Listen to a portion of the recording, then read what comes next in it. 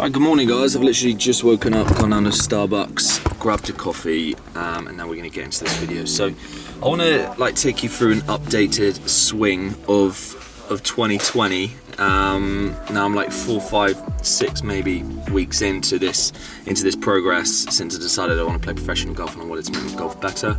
I've seen Ash Mason. We worked on my pitching and that made a massive difference, and then I've seen John Axford recently at Timothy Golf Club, and we've changed quite a lot. Now I've played a couple times recently. Obviously when you make swing changes and you just go straight onto the golf course, it's very hard. It's very hard to go out there, trust a golf swing without ingraining it. I'm sure you all know that, but ultimately it is slowly starting to come together, and the swings that you see here, which is obviously filmed like a week after the vlogs that you're going to see this week, I feel like I finally start to see it coming together. The fade that I've been trying to hit is I've pretty much got that now. Now if you've seen the lesson vlogs recently, you'll know that I'm trying to control the club face better and kind of match it up with my body instead of chucking it from the inside and closing the face really hard and trying to time that. I'm also trying not to come off the ball backwards or sideways. So all in all, both those moves are just going to make me so much more consistent. Now I was still having trouble with the club face, and just my miss percentage was like 75% left for the greens that I've missed over the last 2 rounds. And I've recently just actually tweaked my grip slightly, so just weakened both hands, and this has basically just made it come together. So just weakening the hands, just moving both hands to the left a little, has just helped me further control the club face. So that's what you're going to see here. So I'm going to get through the questions that we did in the Q&A, and apologies for the microphone quality, because the Rode Video Mic Pro, the second one that I've had in the last 6 months, has just broken again, so I'll probably avoid those microphones, so I need to get one today. And apologies if there's lots of like road noise. I'm literally in my car. I'm just going to get through the questions that have got the most likes of the Q&A that I put out the other day. So, Link the Sink, what's the lowest ever round over 18 holes? So in practice, 6 under. In competition, I've shot 4 under a couple times. One of them being amateur, one of them being a pro event. Would you recommend Pete Blacker, Black Cloud? Would you recommend becoming a PGA Pro? What do you miss about being an amateur?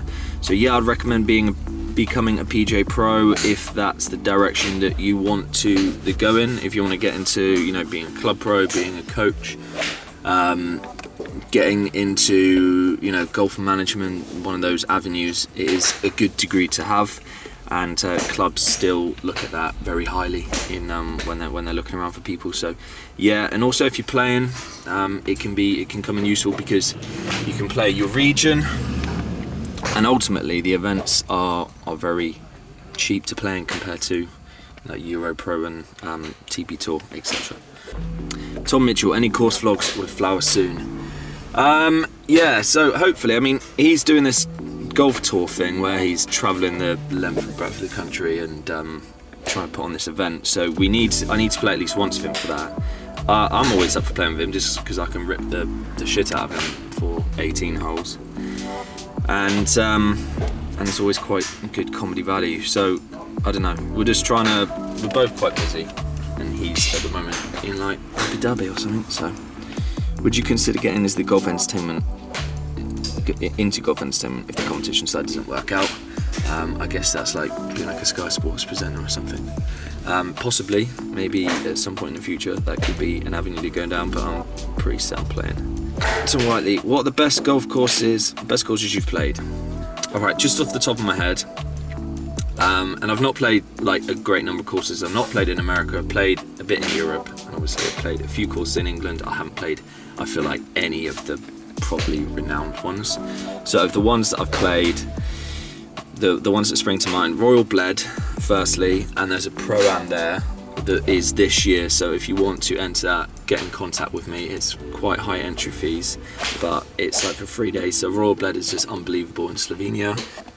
I really like Emporda and Catalunya, which are fairly close to each other in the Catalan region of Spain. Both courses unbelievable. I really like Emporda because it's like cut into a forest. It's called the forest course. Apart from the first couple holes and the last hole, every other hole is just like lined in forest. And then in this country, probably one of the best courses I played recently was Remedy Oak, which was very, very good, which is down in Dorset. But there's also a few questions that are around the basis of, do you think you're good enough? Are you generally thinking you're good enough? So what I'm trying to do with this process of development basically is to just keep making improvements. I've already made loads. Like the last few rounds I've gone out and shot, I don't know, like 2 to 4 over. Straight out of swing change, you know, playing very bad golf in my opinion. So don't get it twisted. I'm not like deluded thinking, oh yeah, that's good enough. Obviously it's not. But like a year ago, I would have been very thankful for being able to shoot that with my long drive technique, right? So it's just about making constant improvements every day, and you do that over the space of, you know, a couple years, and then your game's going to be in an interesting place. So I'm not thinking, right, I want to be at this point in this time frame. It's just constantly challenging yourself to develop, basically. Right, Muff. These names. Muff 007. What a name that is. Any drills or ideas on how to stop overswinging? I swing that far back, my head moves away, and it doesn't look at the ball. When my timing is on, it's good, but when it's not, I feel like I've never played golf before. Too many moving parts going on. Well, I think you've got to get your head around what overswinging actually is for you, because for some people that are really supple and can get in a position, overswinging to them might just be the top of their backswing. And there's no like rule that you've got to get to 90 degrees at the top of your backswing. It's got to be facing directly at target. But to you, it sounds like if you're moving your head and you can't see the ball, obviously that's an overswing and it's going to cause inconsistencies. So for you, it's just eradicate all of the moving parts, as in your head coming off the ball, not being able to see it, and then find out where your swing naturally goes to, and then go from there, I would say. Put my coaching hat on that I don't really have. Ollie Cooper, hi mate, love your vids. I'm curious to know what your favourite ever set of irons was. Ever set of irons was that you've used as well putter. Keep up the work rate. This is my favourite set of irons, and this is not just because Callaway are being good to me. It's definitely the ones I've got at the moment. They're literally unreal. That's it on my voice. Yeah, I've got the Callaway Apex MBs in the raw finish, if you haven't seen them, and they are like something else. Really, like, just feel nice, good ball flights, just what you want, and they do look unbelievable when you put it in the bag. So for sure those. I had a putter. I had a Scotty Cameron Newport 2 for my 14th birthday.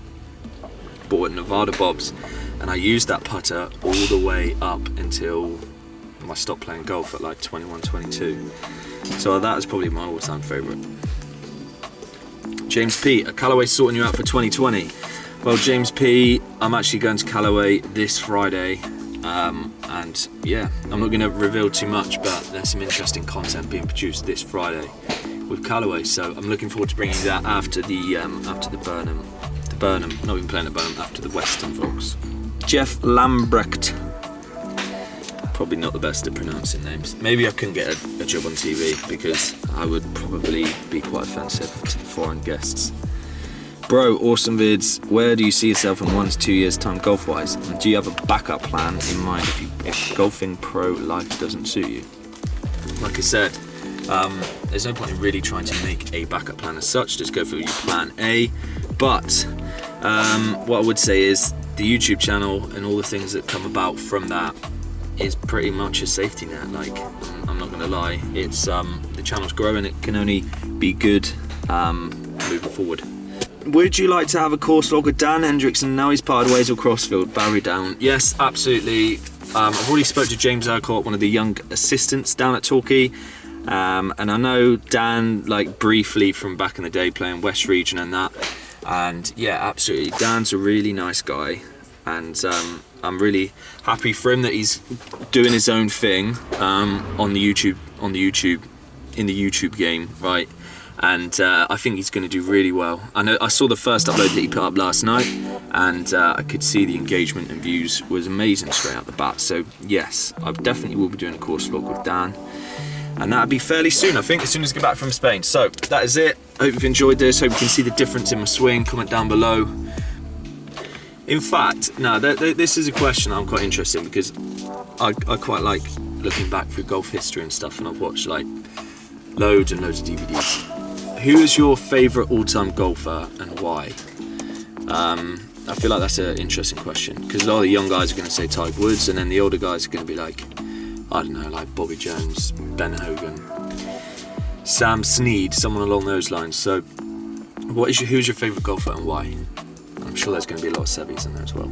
But yeah, thanks a lot for watching, guys. Western Supermare vlogs coming this week. I'm going to edit it now. It might even be up by the end of today. Alright, so I will see you on the next one.